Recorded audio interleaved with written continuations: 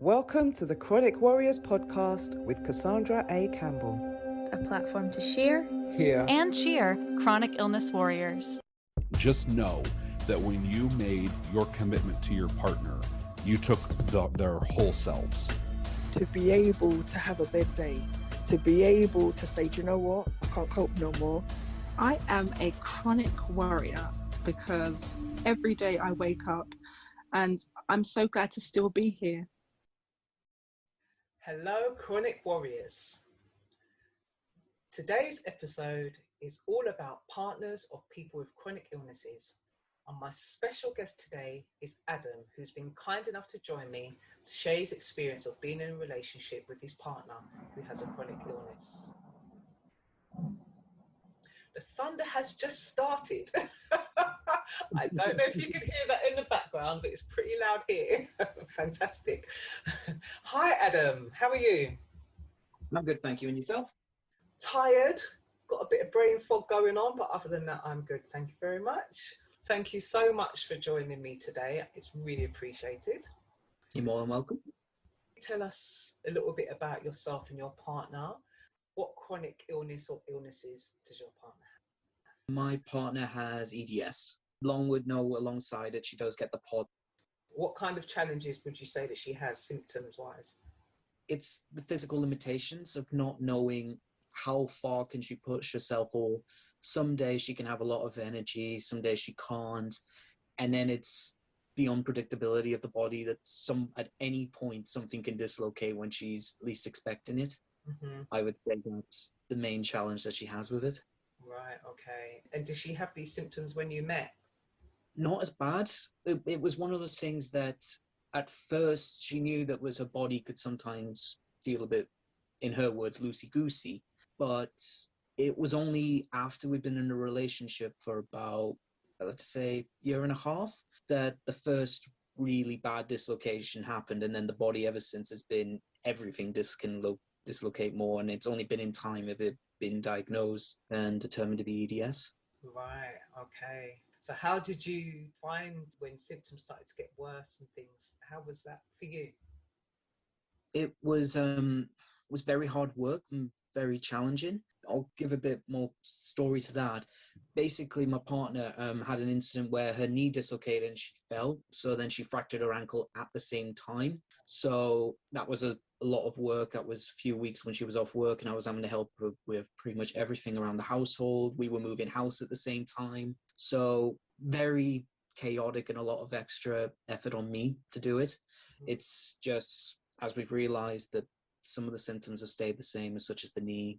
Her knee is the main thing that will dislocate more than anything else, but it's continued to be going on ever since. So that must have been a lot on you, considering, previously you used to sort of more of sharing the load, I would imagine, and then a lot of the load has been put onto you. How do you cope with that? Honesty, I think, is the best thing to tackle that. We're honest if you are feeling a bit tired, and it was just like, okay, let's just have, instead of what we originally planned of having cooking for tea, let's have something else that's a bit simpler, or having to be honest with each other, saying if you just need some time on your own, just so you could, maybe go and play some games with my friends online, just so I have my time to recuperate from it all, instead of maybe sometimes being with her as much, but sometimes being willing to give me my own space when I need it. Yeah, I mean, that's something that I think is important in any relationship, but probably even more so under these circumstances. Definitely, I would say that, yes. I definitely think it's important for the person with the chronic illness to be able to understand and accept that your partner needs that time out. Did she find that easy to accept? She's very understanding, she's very accepting of that. We have got to the point where we have to be honest with each other. If we want to spend a bit more time with each other, if we do feel like we really need it. If she's having a really bad day, sometimes she'll ask me for it and I'll be like, yeah, sure, that's no problem. Other days it'll be me being exhausted and I'll be going, I just need a little bit of time on my own just to relax for a little bit. So how would you say in general that her conditions have impacted your relationship?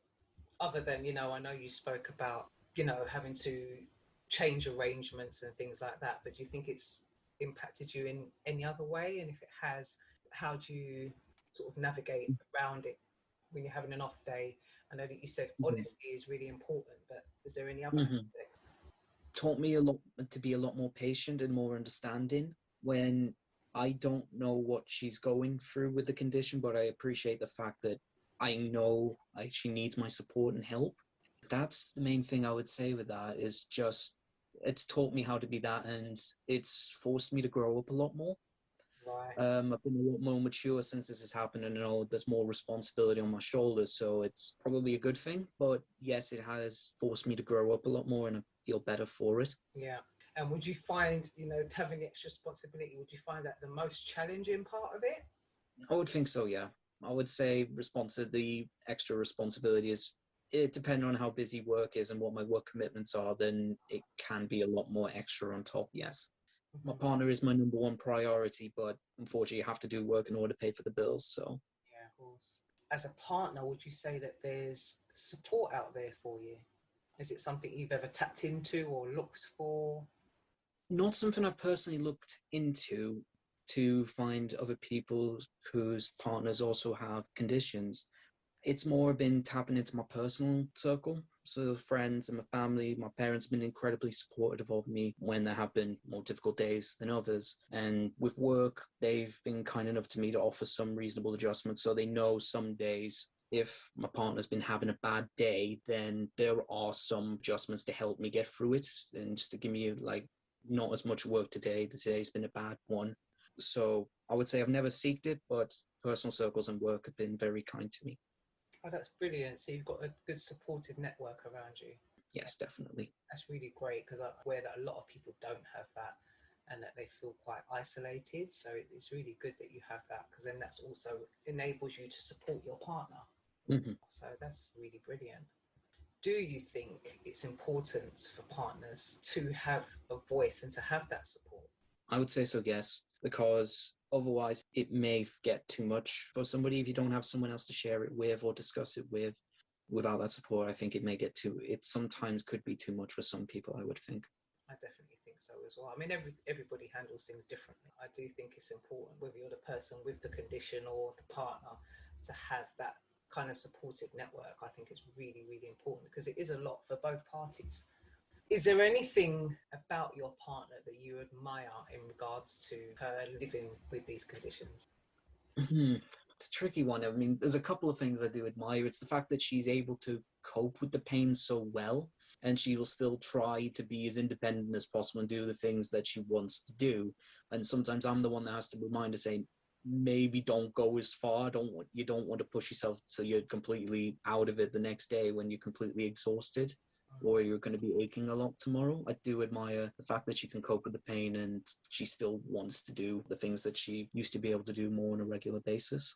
Yeah, and I think that that is important, having somebody to sort of reel you back a little bit, because I can be somebody who can push myself. I want to get this done, and even things even like exercise, and having my partner to say, do you know what, maybe not do that today, just to put me back where I should be rather than overdoing it. So that can be really helpful. Those are the two things. Just the fact that she can tolerate the pain, which is I can't imagine being in that much pain the entire time. So I try to keep that in mind with everything and why I try to help as much as I can so that she doesn't have to be in as much pain. Do you ever find that there are times when you get a little bit exasperated with it all? Yes, unfortunately, there are some days, but then as bad as it sounds, I walk away for 5 or 10 minutes, have a little chance to calm down, have a think to myself, and then come back, and then we talk it through. Pretty much 99.9% of the time, I admit I was wrong, and then we get back on with it. You admit that you were wrong. Me. I wish more men would do that. Not really. I mean, at the end of the day, it's human to feel that frustration, exasperation, even angry. I think it's important to be honest about it. Mm-hmm. I find that when we're not honest, that's what can cause more problems. A lot of partners that I've spoken to, one of the key things that they talk about is honesty in a relationship and being able to say how you feel, instead of burying it. So I do think that that's important, and it's just perfectly normal to feel that way. It's just more about how we deal with it. Going away and having that time and then coming back and talking through it. It sounds like it works well for you guys. I'd say it does, yes. Lovely. Is there anything that she does that is sort of like weird, quirky, funny because of her condition? I would say one thing is always the sheer number of pillows in the bed. There's so many different kinds and different amounts. I think we're now at six different pillows for her in the bed when she's going to sleep. That's starting to become a common theme, actually, because I'm exactly the same with all the different pillows. So it seems like that's definitely a common theme within people with EDS. On the plus side, it did introduce me to like squishy marshmallow kind of pillows, which they are godsend in her because they're so soft, super soft but firm enough for her. So I'm like, I want one of these. Another one you might want to try if you don't have is these U-pillows. U-pillows? Yeah, they're also known as maternity pillows. It's a really long pillow in the shape of a U, and I kind of use it to support my neck. I can put it between my knees, support my waist, stop me from falling back or subluxating in the middle of the night, that kind of thing. It might be a bit big for the bed, though, for the two of you. I'll have a word with her, see what she thinks about that. I'll have a look online, see what comes up. Yeah, it's worth checking out, and I know quite a lot of people with EDS that have one and find it a godsend. It's worth having a look if you can manage it with the two of you in the bed. I haven't quite subjected my partner to that yet.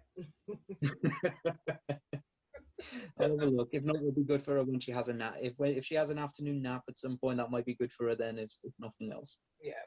So is there anything else you'd like to share with us about your journey as a partner? Not really that much to share, other than it's just day-by-day goals, and we'll just hopefully see what the future brings. I love it a bit, and I just hope it continues for the foreseeable future. That's really lovely. So would you have any advice for other people who are in a relationship or considering a relationship with someone who has EDS or something similar? It's be patient and be as understanding as you can. It will be hard work at times, but if you really care about that person, it's worth it. That's really nice. Thank you very much for that. Okay, Adam, it's been really lovely having a chat with you today. It's been really nice talking to you too. I've really appreciated you coming on. So you take care of you and your partner. Indeed. And enjoy the rest of your day. Thank you very much. I hope the weather improves soon. Yeah, let's hope so. Okay, thanks. Thank you. Okay, bye. Bye. You've been listening to the Chronic Warriors podcast. Please remember to like, subscribe, comment, and share this podcast.